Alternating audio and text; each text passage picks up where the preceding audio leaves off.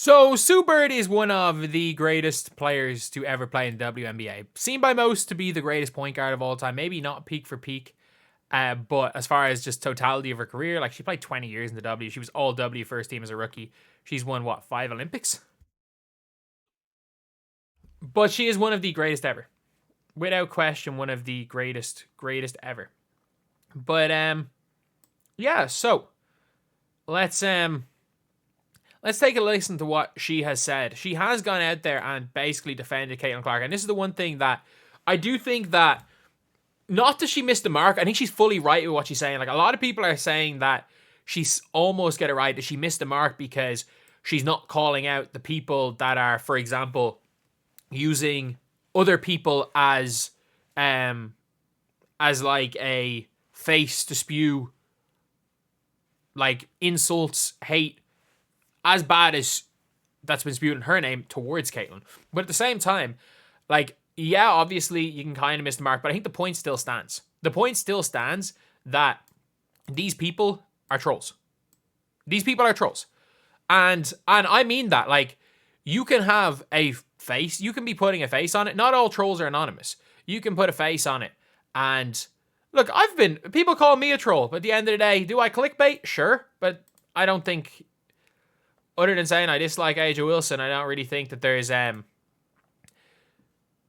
do think I bring some nuance to this, and I don't go hardcore into the race baiting on either side like a lot of people do, whether they be fans or Caitlin Clark haters. But this is what Sue Bird said. It actually has to go. That has to go. I understand why at times it's been used. It's kind of just when you're in an interview and you get asked a question, it's kind of easy to go, oh, the FIFA fan base. Yeah, what do you mean by that? That has to go. Oh, these new fans. It has to go because it's not the Fever fans. It's not Caitlin fans. That is a large group of people. Let's stick with the Fever for a second. That is a large group of people. And what we're talking about as we get into the meat of this, we're talking about the faction of that group that is pushing racist agendas and is pushing hate and creating, divisiveness online, acting as fans. Acting as Fever fans, acting as Caitlin fans. Now, whether or not they like basketball, whether or not, I don't know. And she's on the money. She's 100% on the money. And it's what people have been saying for long enough. And at least, thankfully, there are some people that are somewhat respected saying that. Because I think there are people on the opposite end trying to push. I think they're trying to push it that it is Fever fans. Because at the end of the day, they'll get more clicks from that. They will get more clicks. They'll get more clicks by keeping their grift. Like, we all know the journalist whose initials start with NI. We know the journalist whose initials start with CW. We know that it's there for the grift. Like, what they're doing it makes sense. It makes sense. That's how they're going to get their money. It's how they're going to get their clicks. You can be heavily anti a certain player. Like, look, Skip Bayless has done it with LeBron James. Except the difference is that in this situation, it is doing whatever you can to rile up your audience against another group. And, like, it makes sense what's happening. But I think people that, like, reasonable people should know that these are trolls on either side. These are trolls on either side. And, like, as much if you want to paint me in that light, there are people that are on the, would be considered linked with myself for content that, in my opinion, are just, for lack of a better word, rage baiting. At the end of the day, I'm never going to knock someone for what they do for content. I made NBA 2K My Team videos for years. Like, that is the lowest of the low when it comes to content. I encouraged people to play that casino for a while. So there's no moral high ground, but like, we just have to make a point of it is that's what it is. That's what it is. And if you think I feed into that, cool. If you think I don't, cool. I say what I feel about a topic and I don't think I've crossed the line. And if you want to say, oh, you only talk about the Fever, man, I'm talking about plenty of things. I'm talking plenty of things. Like, there's a Valkyries video here and a couple of Sky videos, some Aces videos, a Liberty video. There's plenty of non-Caitlin Clark stuff. Either way, though, I think what Sue Bird says is important because now there is an official voice that has said it.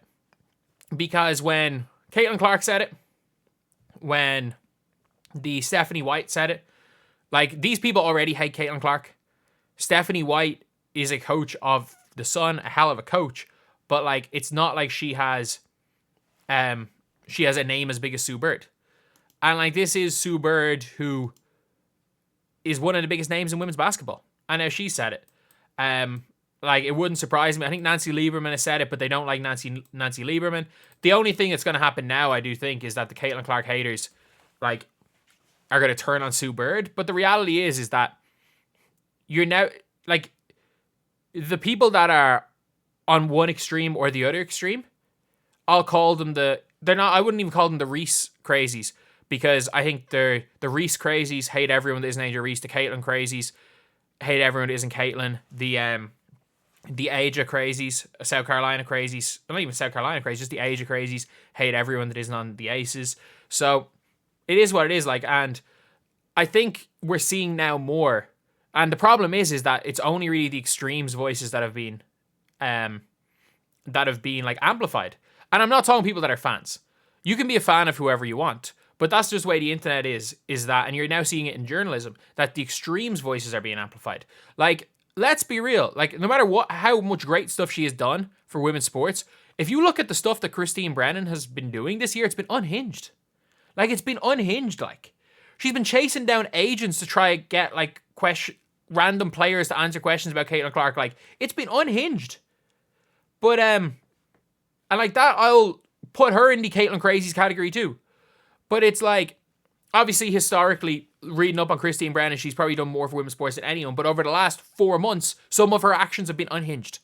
But yeah, it's good though. It's good though that now we're seeing more and more of these former players. We're seeing more and more people in the media that are somewhere, whether or not whatever side you're leaning with as far as your fandoms, at least people that are giving sound takes, that are giving some nuance and actually thinking about this situation, and not like quoting a post with Dr. Philip Olive her halls. Not quoting that Twitter page as a real person and saying this is not just trolls online, this is a real person that said this. Not quoting that Twitter page.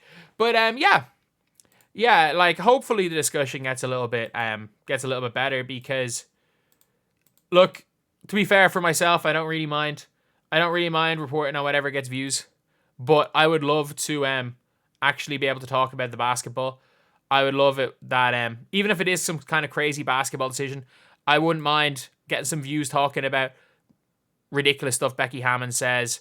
I don't mind reporting on the whole Aces weird paying situation, reporting on the interviews, the exit interviews of Caitlin Clark that is doing well, coaches getting hired, free agents, players calling out the commissioner. I don't mind talk. I would much rather talk about the basketball. And I do hope that we start to see more and more